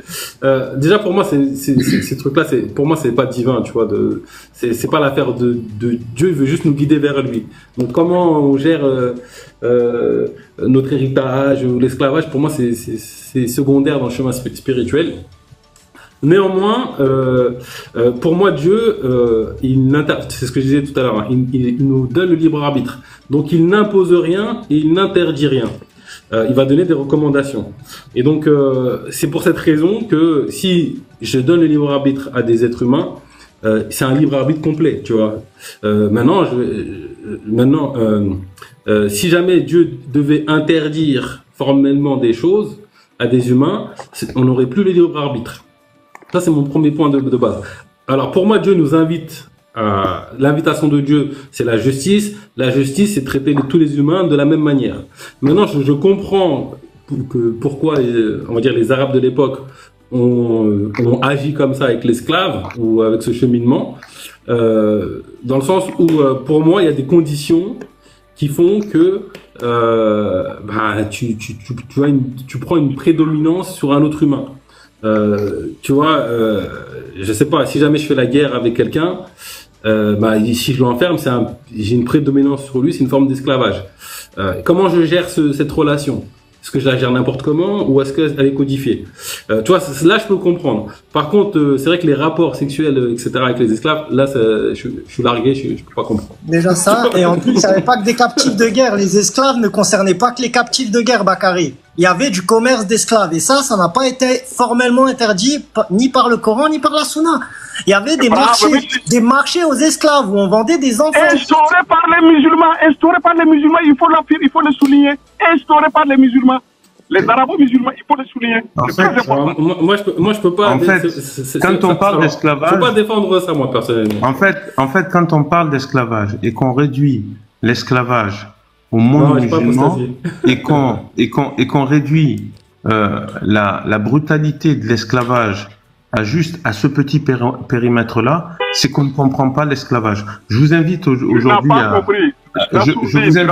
à lire le livre de Vergès, Une mémoire enchaînée, qui vous montre comment aujourd'hui, depuis que l'homme est homme, comment il a organisé la domination par l'esclavage. C'est quelque chose qui s'est fait dans toutes les sociétés. Okay. D'ailleurs, pour moi, actuellement, on est dans une sorte d'esclavage moderne, hein, pour moi. D'ailleurs, là, c'est l'homme qui fait la parole de... L'un des seuls peuples. En fait, on peut pas parler sur ce live, en fait. Qu'à chaque fois que moi je parle, on va me couper, on me laisse jamais parler, tout le monde parle, on les écoute pendant 20 minutes, une demi-heure. Moi, ça te parle, si tu veux. Vas-y, parle. Ok, merci. On va laisser ça avec s'exprimer. Vas-y, exprime-toi. Ok, merci. Alors déjà, toi, Nassourdine, si t'étais en l'an 700, dans cette époque-là, et qu'on t'avait kidnappé quand t'étais enfant, qu'on avait tué tes parents et qu'on t'avait vendu sur un marché, et que toute ta vie, tu mènes une vie dans laquelle t'es la propriété d'un autre homme. Ensuite, t'entends qu'il y a un prophète qui vient avec une parole de Dieu, parole du Dieu tout-puissant qui est l'unique, qui a tout créé et qui est juste envers chaque homme. Cette parole de Dieu, dans ta tête, tu te dis, bon, ben c'est bon, il va le dire que c'est injuste ce qui m'est arrivé et qu'on doit me libérer. Non, dans cette parole de Dieu, tu vois que c'est codifié, qu'on dit avec vos esclaves, comportez-vous de cette façon, faites comme ça, vous pouvez faire ci, vous pouvez faire ça. À ce moment-là, tu te dis, cette parole vient de Dieu, toi en tant qu'esclave. C'est pas juste pour toi. Allô, réveille-toi, frérot. Ok. Donc là, tu vois, tu es tombé dans ce que je disais tout à l'heure et ce que je trouve aujourd'hui intellectuellement, je dirais pas malhonnête, mais intellectuellement scabreux, c'est-à-dire de venir penser un texte avec les réalités du XXIe siècle. On ne peut pas faire ça, en fait. Faire ça, si tu veux, c'est dénaturer le texte lui-même. Je t'ai pas dit ça, pourquoi tu défends mes propos? Je t'ai dit toi en l'an 700, je te parle de toi en l'an 700. Oui, mais en fait, cette projection... Mais t'es en train de me dire qu'en l'an 700, une personne qui se faisait kidnapper étant enfant, vendue sur un marché et une vie d'esclavage, il se disait, bah c'est bien, c'est normal. Tu penses ça, toi? Non, alors on va aller dans ton sens. Tu penses pas que si toi, le Dieu que tu pries pendant cette période... Attends, laisse-moi finir, s'il te plaît. Le Dieu que tu pries pendant... Parce que t'as pas compris mon propos, t'essayes de me répondre, mais en fait, t'as pas du tout compris de quoi je te parle. Essaye d'être assez empathique pour te placer toi, avec ta conscience à toi, dans la vie d'une personne qui s'est fait kidnapper étant enfant, vendue sur un marché, violée toute sa vie, utilisée comme une marchandise, revendue ensuite, céder à ses enfants en héritage quand on meurt, etc. Cette personne-là, elle a un Dieu. Elle pense qu'elle a été créée, que l'univers a été créé. Elle a un Dieu, elle le prie. Elle se dit, mon Dieu, s'il savait ce qu'on me fait, il va rendre justice. Et ces gens qui m'ont fait du mal, ils vont le payer, etc. T'es en train de penser ça pendant que tu pries ce Dieu. Ensuite, il y a un prophète qui vient et qui t'annonce, moi, je parle au vrai Dieu. Quand je ferme les yeux, il m'envoie des versets directement. Ce prophète-là, tu dis, ok, j'ai envie de te suivre, c'est magnifique ce que tu dis. Qu'est-ce qu'il dit ton vrai Dieu sur l'esclavage? Ouais, mais il a envie d'être pédagogique, donc faut y aller mollo avec les gens, nanana. Frérot, arrête, à ce moment-là, toi, tu te serais dit, mais c'est du foutage de gueule, on est en train de me prendre pour un con, ça peut pas être Dieu qui dit tout ça. Donc en fait, toi, tu te projetes même dans ma pensée. Non, mais surtout que Dieu ne dit jamais ça dans le Coran. Il a jamais parlé de chronologie, d'y aller par étapes. Je te demande de me trouver un savant qui a dit que l'islam est venu pour abolir l'esclavage, mais que ça a été fait par étapes. Il y en a aucun qui a concorder ta pensée d'aujourd'hui avec un texte qui dit tout le contraire et t'essayes de faire coïncider ce texte avec ta pensée d'aujourd'hui pour rendre la chose morale, mais elle ne l'est pas du tout. Et c'est toi qui es malhonnête intellectuellement, frérot, et tout le monde le voit sur ce live au cas où. Ne soyons pas dans des jugements de valeur qui ne font pas avancer le débat et qui sont stériles à toute la réflexion en fait. Parce que je pourrais te dire que tes arguments ils sont fatigués, ils servent à rien. On n'a pas progressé d'un iota la conversation. On n'a pas progressé d'un iota. Est-ce que tu serais pas en train d'essayer de redéfinir c'est quoi un esclave de l'époque et que c'est différent de l'esclave d'aujourd'hui? J'essaye. Non, juste pour savoir. Non. Premièrement, il n'y a pas en moi la moindre tentative de relativiser la brutalité de l'esclavage. Il n'y a pas la moindre tentative. Il y a cependant la volonté de comprendre en fait, de comprendre le message divin et comment s'inscrit le message divin et quels sont les mécanismes, quels sont les leviers et pourquoi cela n'a pas été fait comme moi je l'aurais voulu peut-être. Mais moi je ne suis pas Dieu. Je ne suis pas Dieu. Donc, j'essaye, en toute humilité, de trouver des réponses appropriées pour essayer de comprendre les mécanismes. Et comme j'ai dit, d'abord, l'islam a essayé de tarir la source de l'esclavage. Qui était, par exemple, comme dit, le rapt, Non. L'islam a essayé de parler à cette société parce qu'en fait, le texte, il faut le voir, il y a deux dimensions. Si tu vois pas le texte dans ces deux dimensions, en fait, tu projettes le texte, tout est nulle part, dans un infini qui n'existe pas, dans un territoire qui n'existe pas. Et cette façon de lire le Coran et d'interpréter l'islam, c'est une façon assez violente. Est-ce que je peux intervenir c'est possible d'intervenir ou pas? Pas tous en même temps, donc comment l'islam aurait voulu tarir les sources comme on a de l'esclavage si c'est lui-même qui l'alimentait. D'accord, donc c'est l'islam qui alimentait l'esclavage. Les Romains, il y avait, dans les sociétés romaines, il n'y avait pas d'esclavage. Dans les sociétés grecques, il n'y avait pas d'esclavage. Parle-nous de ton islam et de ton Allah. Je vois plus il y a quelqu'un que je vois plus dans les trucs, mais sinon je vais mettre en grand. Je vais mettre en grand, Al-Warak, je te mets en grand, vas-y, tu peux t'exprimer. Ouais. Ah bah c'est bon, je mets en grand celui qui parle, comme ça on se coupe pas. Voilà, ok. Moi je voulais intervenir par rapport aux sources de l'esclavage, mais il faut savoir que les 4 principales sources de l'esclavage, c'est quoi? Bah, c'est la guerre, c'est le commerce, c'est l'héritage et la donation.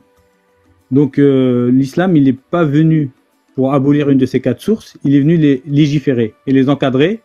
Donc du coup, à aucun moment, il y a eu une volonté de tarir ces sources. Au contraire, et puis de toute façon, l'histoire ne fait que le confirmer. Et à aucun moment, ça n'a fait qu'augmenter, ça a été exponentiel le nombre d'esclaves dans le monde islamique. Donc il y a pas de volonté dans l'islam de tarir ces sources-là. À aucun moment le prophète le dit, à aucun moment Dieu le dit. Et si c'était vrai, ça se serait vu déjà.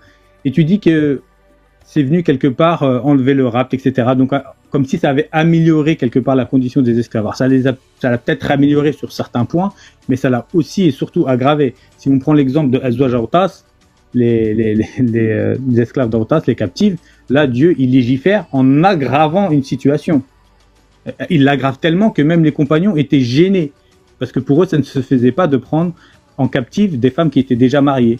Surtout que leur mari, il y en avait qui les connaissaient, etc. Pour eux, c'était immoral, ça ne se faisait pas. Là, Dieu vient avec un verset et il le confirme. Donc je ne vois pas en quoi, ici, il y a une amélioration de la condition. Il y a au contraire une aggravation. Il y a des pratiques qui sont encadrées par la charia sur l'esclavage. Si je te les disais, je pense que tu vas les nier ou tu vas être étonné toi-même. Mais par exemple, tu sais qu'il est permis dans l'islam d'acheter par exemple des esclaves. T'achètes, j'allais dire une mâle et une femelle. Tu vois, j'ai lapsus, mais en fait pas véritablement parce qu'ils étaient considérés dans les animaux, surtout comme des animaux, surtout quand on regarde les livres de fiqh. Donc tu as le droit d'acheter une femme et un homme esclaves, de les accoupler en gros. Ils ont des enfants et puis les enfants, bon là ils ont divergé les savants sur à partir de quel âge ils pouvaient les séparer de leurs parents pour aller les revendre. Donc il y en a, ils ont dit à partir du moment où il peut faire ses ablutions tout seul. Puis d'autres ont dit à partir du moment où il peut faire sa salade, où il peut s'habiller tout seul, etc. En tous les cas, il y a ce qu'on appelle sin tamiz, c'est-à-dire un âge où ils ont divergé entre 7 et 10 ans. Voilà, il y a des savants qui disent ci et ça, selon les écoles, etc. Mais ils sont tous unanimes qu'à la puberté, tu peux les prendre et les revendre. Donc tu vois, ce genre de pratique, quand tu viens, tu me dis l'islam, il est venu, il a amélioré la condition, etc. Bah, moi, je te dis juste que tout cela, c'est du vent et que c'est faux. Ouais, tu fais l'autruche et que t'es hypocrite et que tu nous mens depuis tout à l'heure, frérot. Regarde, tu t'exprimes, Sadek, après je redonne la parole. Il y a Tinku Gri qui n'a pas parlé, et ensuite on va laisser parler Nassourdine. Ouais, après on répondra point par point, il n'y a pas de souci. Voilà, je voudrais rebondir par rapport à ce qu'il a dit que non, que l'islam... Moi je passe la parole du coup à toi, Tinku. Ouais. Vas-y, tu peux prendre la parole, tu peux rebondir. Ok, je voudrais répondre par rapport à ce qu'il disait que l'islam est venu pour tarir les sources qui alimentaient, comment on appelle, l'esclavagisme. Non, c'est le contraire, c'est tout le contraire. Les 17 millions ou bien les vingtaines de millions de Noirs qui se sont retrouvés, comment on appelle, soumis à l'esclavage arabo-musulman, ont été par quel moyen? C'est pas les Arabes. Aucun pays africain noir n'a connu une guerre avec un pays arabe, musulman, pour justifier que quand même que ces Noirs-là aient été considérés comme des captifs de guerre. Non. Ce sont tous les Noirs, les 17 millions de Noirs qui sont là-bas, ce sont partis sur le résultat des raptes que les arabo-musulmans venaient faire en Afrique.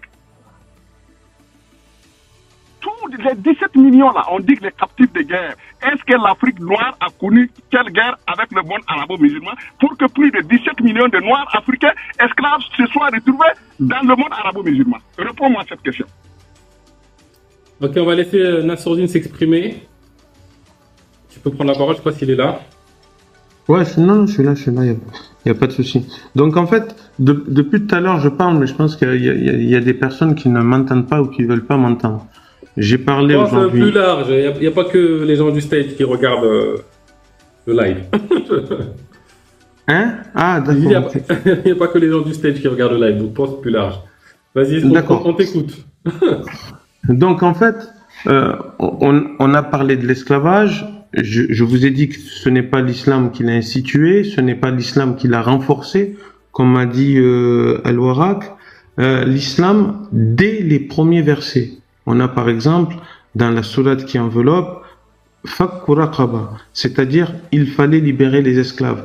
L'injonction de libérer les esclaves dans une société qui tenait aussi par l'esclavage, ça a été une injonction coranique. Al-Warak me parle de deux choses qui sont vraiment distinctes en fait.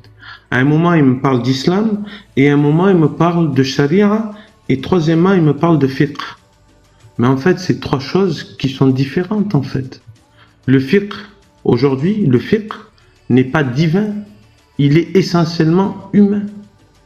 C'est-à-dire que la compréhension du texte, elle est humaine, et cette compréhension-là, elle a des contingences.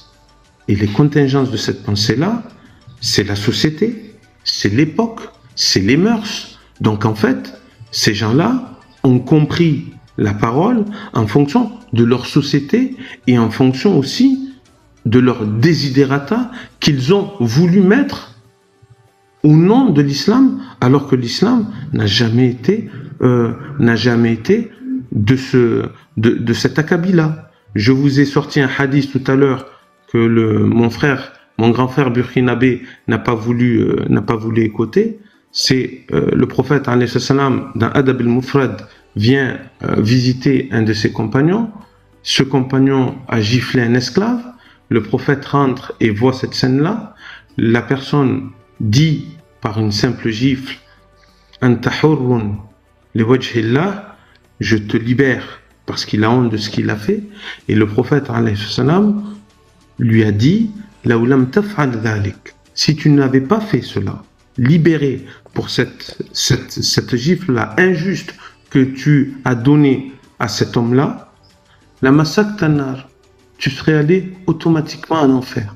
Donc en fait, on voit que la dynamique du Coran, la dynamique même du prophète, c'était aujourd'hui, et l'une des choses qui a heurté la société du prophète, c'est cette volonté d'égalité humaine, qui peut-être n'a pas abouti, ok, d'accord, il n'y a pas de souci, mais la volonté existe, et elle est là, et elle transpire à travers le texte. Ceux qui ne le voient pas, ne le voient pas, il n'y a pas de souci, mais ceux qui veulent le voir ont le droit quand même de le voir.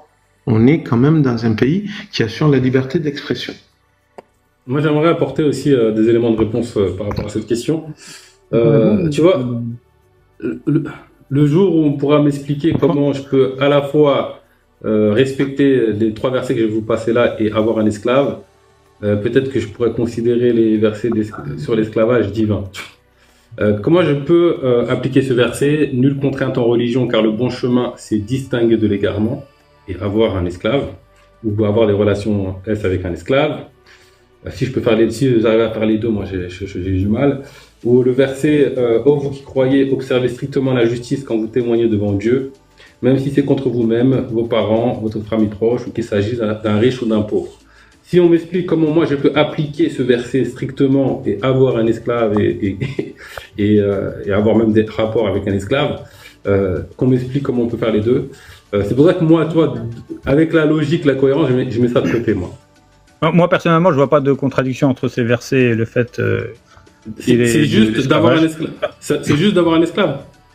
Non, c'est pas là. Le verset, c'est pas ce qu'il dit. Bon, pour l'époque, ça n'entre pas en contradiction. Non. Attends, là on peut pas. Pour l'islam, c'est pas injuste. Qu'est-ce que je dis? Pour l'islam de qui? Pour l'islam de qui? Voilà, tu as cette facilité. On peut faire cette facilité de balancer des concepts, de dire que c'est l'islam, alors que je pense que ta science en islam n'est pas au beau fixe. Attends, regarde. Dans l'islam, toi, tu n'as pas nié qu'il y avait l'esclavage dans l'islam. Moi, ce que j'ai dit, c'est que pour l'islam, l'esclavage n'est pas injuste. Si pour toi, l'esclavage est injuste, ça pose encore d'autant plus un problème pour toi. Ça veut dire que l'islam accepte une chose injuste. Donc, non, c'est pas ce que tu essaies de dire. Je pense que dans le fiqh, est-ce que c'est une obligation d'avoir des esclaves? Ouais, non, attends, laisse-moi d'abord répondre. Non, je te pose la question. Est-ce que c'est une question qui n'a aucun sens? Non, mais ça n'a aucun sens. Non, tu vois, quand je te pose cette question, elle a tout évidemment un sens. C'est pas une obligation d'avoir un esclave. Évidemment, c'est pas une obligation. Donc c'est déjà, faut avoir les moyens. Déjà, faut avoir les moyens d'avoir un esclave. Donc une personne qui n'a pas les moyens, tu peux pas l'obliger à en avoir. Non, je te dis, est-ce que c'est une obligation d'avoir un esclave? Si c'est pas une obligation, du coup, ça devient juste d'avoir un esclave. Non, mais en fait, si c'est pas une obligation d'être, c'est juste. Sadek, c'est bien de vouloir me clasher et tout ça, mais ça fait pas avancer la discussion parce que tu n'entends pas le raisonnement. Et tout à l'heure, j'essaie de te pousser à réfléchir, mais la vérité, la machine, elle veut pas. Mais toi, tu t'es présenté en tant que sunnite, Nasruddin. Tu t'es présenté. Ne n'oublie pas que tu t'es. Ok, bah t'es sunnite, ça a des implications. Tu peux pas dire je suis sunnite et puis t'extraire de certaines implications. Sinon, bah c'est que finalement t'es peut-être sunnite, mais pas à 100%, quoi. Ok, ça c'est possible aussi. Tu peux me résumer, toi, 14 siècles de sunnisme, en fait? Attends, non, comme si c'était un système monolithique. Est-ce qu'on peut arrêter de se couper? Ils ont raison dans les commentaires. Attends. Je vais mettre en droit la personne qui parle. Qui c'est qui parle, là? Qui c'est qui va argumenter? C'est moi qui avais pris la parole, en fait. Voilà, tu t'exprimes, t'es en grand, et pendant qu'il est en grand, on laisse s'exprimer, ensuite je donne la parole à Nasruddin.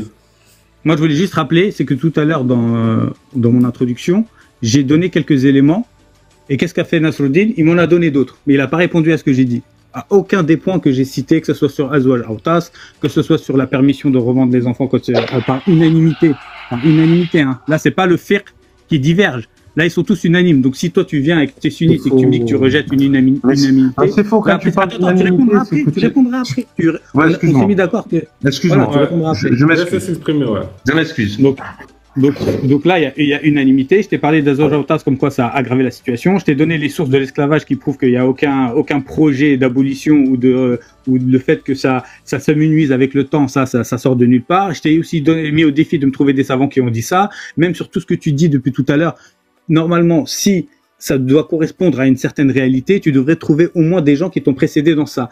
Si tu me dis, ça me dérange pas de pas trouver des gens qui me précèdent dans ça, je m'en fiche s'il y a un ijma sur telle ou telle question, le faire, finalement, je le balance au-dessus de la tête. Moi, tout ça, je suis d'accord avec toi, je m'en fiche, mais tu n'arrêtes de te présenter comme un sunnite conséquent, etc. Moi, je suis content que le fait qu'il y ait la critique, que les gens, ils mettent un bouclier et que finalement, le bouclier du sunnisme se fissure. Moi, j'en suis ravi, il n'y a pas de souci. Mais, il faut que tu le saches, que le sunnisme, c'est pas ce que tu as essayé de présenter. J'ai donné des arguments, tu n'en as répondu à aucun. Et tu as juste rajouté d'autres, tu as fait du cherry picking, tu es allé chercher un hadith qui allait dans ton sens. Moi, si on joue à ça, je peux t'en ramener d'autres qui iront à l'opposé de ce que tu dis, et on n'en finira jamais. C'est pour ça que dans une discussion où on n'a pas le temps de ramener toutes les sources, on n'a pas étayé... Non, attends, juste, je termine ça. Où on peut pas étayer point par point tous... où on peut pas étayer point par point tout ce qu'on dit, eh ben, ce qu'on fait, et c'est logique et rationnel et très cohérent, c'est qu'on regarde ce que les fuqaha ont dit, parce que eux, les fuqaha, ils connaissent les textes mieux que toi, et eux, ils les ont tous rassemblés, et ils sont arrivés à une conclusion à laquelle toi, tu n'arrives pas. Alors, donc, voilà, moi, quand je te cite des savants, quand je te cite je te cite des principes généraux, et je vais pas m'amuser à aller chercher tel ou tel hadith, parce que toi, tu vas me dire, non, mais ce hadith, moi, j'ai un autre, etc. Non, on sait qu'il y a plusieurs hadiths, et les savants les connaissent, et ils les ont expliqués, et ils sont pas arrivés à ta conclusion du tout. Voilà. On est d'accord que dans les hadiths, si on cherche, on va trouver des choses qui vont valider l'esclavage ou tout en fait, et son contraire, tu vois. On va trouver beaucoup de recommandations contradictoires. On est d'accord par rapport à ça sur les hadiths. Pas son contraire. On va trouver un hadith comme il vient de nous montrer où quand tu tapes ton esclave, tu dois le libérer. Mais on va pas trouver son contraire. Et même dans le Coran, on va pas trouver son contraire. Attends, s'il te plaît, Nasruddin, parce que t'as parlé avant, t'étais en grand, il a parlé, on t'a écouté. Voilà qu'il était en grand, il a parlé, on l'a écouté. Bakary était en grand, on l'a écouté. J'ai pas parlé, moi. En fait, Sadek, je sais pas à quel jeu tu joues, mais on parle de l'esclavage. Non, tu peux mettre Sadek en grand parce que je pense qu'il veut parler. Ok, je mets Sadek en grand et ensuite tu pourras répondre, Nasruddin. Vas-y, Sadek, tu peux t'exprimer. Je pense qu'il a tout dit, à mon avis. T'as tout dit, non? Non. Le hadith qu'il nous a cité, là, dans les commentaires, depuis tout à l'heure, tout le monde est en train de demander à ce qu'il nous cite déjà la référence de ce hadith. Et il demande aussi si c'est un sahih ou pas. Déjà, de une. De deux, comme il vient de te dire, El Warak, si tu veux qu'on s'amuse à ce jeu-là, on va t'en ramener des hadiths où carrément le prophète, il y a des gens qui veulent libérer leurs esclaves et le prophète dit non, t'as pas d'argent, donc ne les libère pas tous. Sur les 4, t'en libères juste un ou deux, garde les autres parce que t'as pas de bien, nanana. Donc, il s'est opposé à la libération d'un esclave. Dans un hadith sahih. C'est Muslim ou Bukhari, je sais plus lequel. Bref. Donc, on peut faire dire, comme il disait Bakary, à peu près tout ce qu'on veut au texte, mais franchement, il y a beaucoup plus de textes qui vont dans le sens de l'esclavage que de textes qui vont dans le sens de il faut les libérer ou quoi que ce soit. Après, moi, je remets pas en compte le fait que dans cette époque-là, c'était quelque chose qui était normal, etc. et tout. Je remets juste en compte le fait que quand on me lit ces phrases-là, pour moi, ça ne peut pas être divin. Comme pour Bakary, ça ne peut pas être divin. Et d'ailleurs, je t'ai aussi demandé tout à l'heure de regarder Sourate 4, verset 24. Tu avais des Corans devant tes yeux il y a 5 minutes. Pourquoi tu vas pas regarder ça? Tu m'as dit, j'ai pas peur du Coran. Donc là, tu vas venir, tu vas parler, ça va être ton tour de parler. Essaye de répondre à ce qu'on te dit. Parce que tu nous dis qu'on t'écoute pas, mais nous, on t'écoute justement. Regarde, je t'ai cité ton hadith que tu nous as dit ou quand il lui met une gifle, mais on parle pas de libérer un esclave de toi-même. C'est parce que tu lui as fait une injustice que tu dois le libérer. C'est encore un autre sujet, ça, frérot. Donc, réponds à la question que je te pose. Regarde la sourate que je t'ai dit déjà et dis-moi ton avis sur cette sourate, 4.24.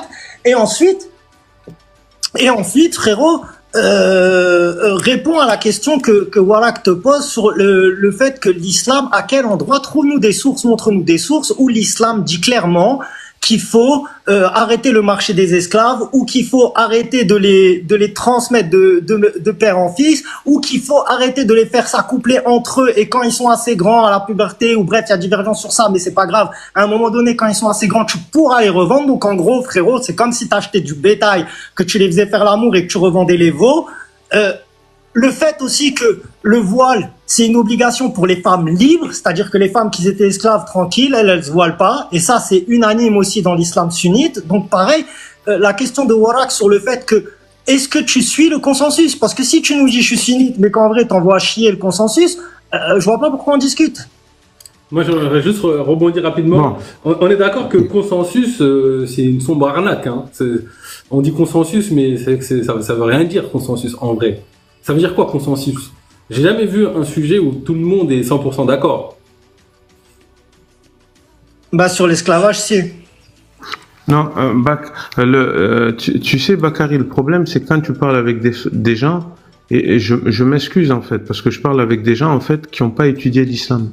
Et en fait, à part certaines sources que vous allez chercher sur TikTok ou un truc comme ça, je vais être dur, mais je vais le dire. En fait, c'est une religion qu'il faut étudier, en fait. Moi, j'ai fait plus de la moitié de ma vie à étudier cette religion. Et quand j'entends, par exemple, qu'il y a un consensus ou un truc comme ça, mais vous parlez de quel consensus? De quoi vous parlez, en fait? Parce que là, vous me parlez déjà d'une translation humaine, d'une codification humaine qui s'est faite bien après la mort du prophète, alayhi salam. Vous êtes en train de me parler de l'usul al-fiqh. Tu réponds aux questions qu'on te pose.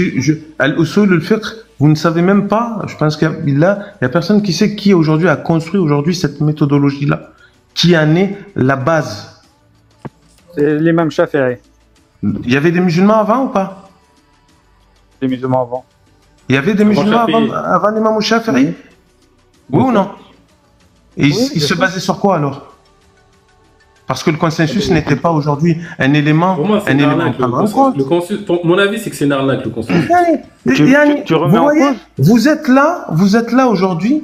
Pour moi, c'est une arnaque. Non, mais c'est pas la question. Vous ne maîtrisez pas. Pour moi, c'est une arnaque pour faire plier tout le monde de parler de consensus. Moi, je suis d'accord. Bakary, en fait, il n'y a jamais eu de consensus. Le sunnisme n'est pas aujourd'hui un système monolithique où tout le monde pense pareil. Dans le sunnisme, il y a toujours eu des écoles qui ont dit une chose et son contraire. La pluralité des avis. Ça a toujours été ça, l'islam. Non, mais c'est pas la question, Nassoudine. Il y a des consensus, par exemple, de 4 écoles. Tu peux prendre les 4 écoles. Déjà, quand tu me dis 4 écoles, c'est que déjà, tu vois, tu es limité, en fait. Parce qu'en fait, non, mais moi, je parle de celle-là. Je sais qu'il y en a plus, hein. Je sais qu'il y en a plus, mais c'est. Non, mais en fait, on doit être. Tu réponds pas à nos questions. Attendez, arrêtez. Ah non, s'il répond pas à Bakary, ça sert à rien qu'on le laisse parler, frérot. Là, les questions, les doutes, on répond à ces questions. Mais tu n'es pas la douane, mon frère. Vous êtes deux. Tu n'es pas la douane, en fait. C'est pas toi qui dis qui parle et qui ne parle pas. Mais je te donne la parole juste après, Sadek. Ok, ben vas-y, finis ton truc qui sert à rien. Sois patient un peu, Sadek. Je t'en sens vif un peu. Non, mais c'est bien, parce que toi, quand tu parles, ça sert à quelque chose et c'est vraiment très intéressant. On arrête les attaques à dominer, ça apporte rien au débat. Non, ça apporte rien, mais je dis que depuis tout à l'heure, je cherche un début de réflexion, c'est Sadek, mais je pense que je pourrais faire Marseille-Paris et Paris-Marseille et ne pas trouver le moindre début de... Ça, c'est une attaque à dominer. Ah non, c'est juste une réflexion. Je demande vouloir une réflexion. Mais Bakary, cela étant dit, et en fait, depuis tout à l'heure, j'entends islam, fiqh et tout ça avec unanimité. C'est unanime. Est-ce que vous connaissez déjà Abu Hanifa? Si vous connaissez la méthodologie d'Abu Hanifa, vous vous rendez compte aujourd'hui que le sunnisme, c'est pas ce que vous dites aujourd'hui. Abu Hanifa disait, le prophète dit ça, mais moi je dis autre chose.